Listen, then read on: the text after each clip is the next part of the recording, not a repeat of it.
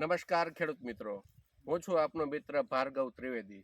ફરી પાછા આપણે મળ્યા છીએ સરળ અને સફળ ખેતીમાં. ધારી તાલુકાનું હુડલી ગામ, હુડલી ને હુડલી ગામના આપણે ખેડૂત મિત્ર છે દિનેશભાઈ ગેડિયા, દિનેશભાઈ ગેલાણીની વાડીએ આપણે એક જીરુનો ઘેરો જોઈએ છે. 25-10ના દિવસે વાવેતર કરેલું છે, એટલે લગભગ આની અંદર તમે ગણતરી કરો તો નીચેના 2 માં કમ્પ્લીટ થઈ ગયા છે અને ત્રીજા માની ફૂમકી શરૂ થઈ છે. અહીંયા અમુક જગ્યાએ તો જીરું પાકવા માંડ્યું છે. કેટલા વીઘાનું વાવેતર છે દિનેશભાઈ? 7 વીઘાનું. 7 વીઘાનું છે. 7 વીઘાના વાવેતરમાં બધું જીરું આ રીતના કમ્પ્લીટ છે. બધું આ રીતનું, દરેક જીરું આ રીતના કમ્પ્લીટ છે. બીજું આની અંદર તમે રાઉન્ડ છે ને મેરે રાઉન્ડ અમે પેલા પંચામૃત માર્યું હતું અને બીજી એમાં 30 માટે માર્યું હતું. બરાબર. પેલો રાઉન્ડ અમે ઈ માર્યો હતો. ત્યાર પછીના બીજા 2 રાઉન્ડ અમે માર્યા.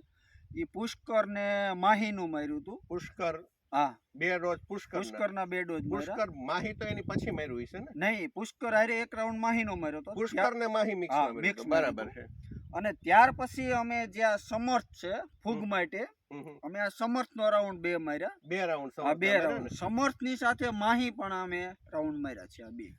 આની અંદર લગભગ તો તમે ફૂગનાશકમાં સમર્થ, હમરાજ અને કેમોક્સ, સમર્થમાં તમે કેટલા ડોઝ કુલ માર્યા? સમર્થના અમે આવા 3 ડોઝ માર્યા. 2 પહેલા માર્યા ને અત્યારે એક હાલમાં આ ડોઝ ચાલુ છે. આજે થોડુંક ઝાકળવાળું વાતાવરણ છે, સવારથી વાદળા છે અને ઝાકળ છે, એટલે આજ ડોઝ ચાલુ છે.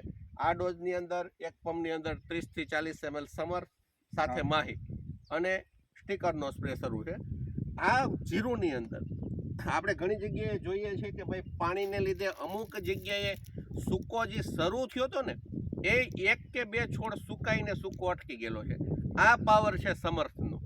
જનરલી ખેડૂતોમાં એવું થતું કે એકવાર સૂકાનું ગુંડું પડે એટલે લગભગ કેરો અડધો પોણો જતો રહેતો હોય છે.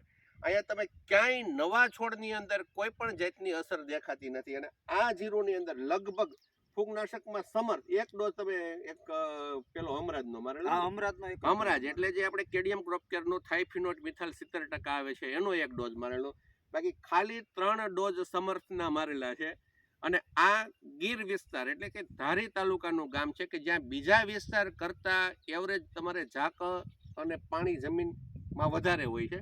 ડેમ અહીંથી નજીક થતો હોય છે. અંદાજે કેટલા કિલોમીટર ખોડિયાર ડેમ થતો હોય છે? અંદાજે 17 કિલોમીટર. 17 કિલોમીટર અહીંથી ડેમ છે. એટલે ટૂંકમાં ડેમ વિસ્તારનો જ ભાગ ગણાય. અને વચમાં આ ટૂંકમાં ગીર વિસ્તાર જેવી જમીન છે કે જ્યાં સામાન્ય કરતા વધારે ભેજ રહી છે. અને આ વિસ્તારની અંદર જીરુના સાહસો માણસો ઓછા કરતા હોય છે. આ વર્ષે પાછું ચોમાસું ભારે હતું, છતાં દિનેશભાઈએ આ જીરાની અંદર કેડિયમ ક્રોપ કેરની ટ્રીટમેન્ટ કરેલી. પંચામૃતનો 1 ડોઝ મારેલો છે, 2 ડોઝ પુષ્કરના મારેલા છે, 2 ડોઝ માહીના મારેલા છે. ફૂગનાશકની અંદર 1 વાર હમરાજ અને 3 વખત સમર્થ મારેલો છે. સમર્થ એવું ફૂગનાશક છે કે જે કોઈ પણ અઘરામાં અઘરી ફૂગને કંટ્રોલ કરવા માટે સમર્થ છે, એટલે જ એનું નામ સમર્થ છે.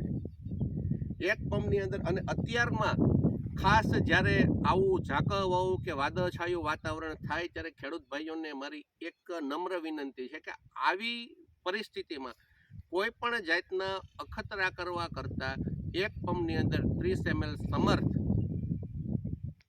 અને દાણા ચડવાની અવસ્થા હોય ત્યારે માહી, આ સમર્થ 1 પંપની અંદર 30 ml લેખે તમે સ્પ્રે કરજો. આ તમારે કાળી ચરમીથી તમારા પાકને બચાવશે. આ કાળિયાની જીરાનો જે રોગ આવે છે કાળિયો, આ કાળિયાની દવા છે. કાળી ચરમીની અંદર આનું ખૂબ જ સરસ રિઝલ્ટ આવે છે. 1 પંપની અંદર 30 ml. અને આ આપણે દાણા ચડવાની દવા છે માહી, આ 15 થી 20 ml નું પ્રમાણ છે. આની જોડીનો છંટકાવ કરજો, તમારા જીરાની અંદર ખૂબ સરસ રિઝલ્ટ આવશે. બીજું કે અખતરો નહીં કરવો પડે, સચોટ રિઝલ્ટ. આ તમારી સામે પરિણામ જ છે. આપણે આ જીરું જ જોઈએ છે. આ જીરું 25-10 વાવેલું જીરું છે, એટલે કે આ અત્યારે માનો કે પાક માથેનું જીરું ગણાય, છતાં જીરું એકદમ લીલું છે. માથે આવી રહ્યા છે. આ નીચેની વરિયાળી એકદમ ખાખી કલરની વરિયાળી થઈ ગઈ, છતાં પણ ઉપરની ફૂમકીઓ એકદમ લીલી છે. તો આવું સરસ પરિણામ મળે છે સમર્થથી, માહીથી. તો ખેડૂત મિત્રો ખાસ આ પ્રમાણે ઉપયોગ કરજો. અને તમારા પાકને હવે જીરાના પાકને પાકવાનો વધીને મહિના દિવસનો સમય લગભગ એક એવરેજ દરેક ખેડૂતને મહિનાથી સવા મહિનાનો સમય છે. તો આ સ્પ્રે સાચવી લેજો અને આ પ્રમાણે સમર્થ અને માહીનો છંટકાવ કરજો. નમસ્કાર.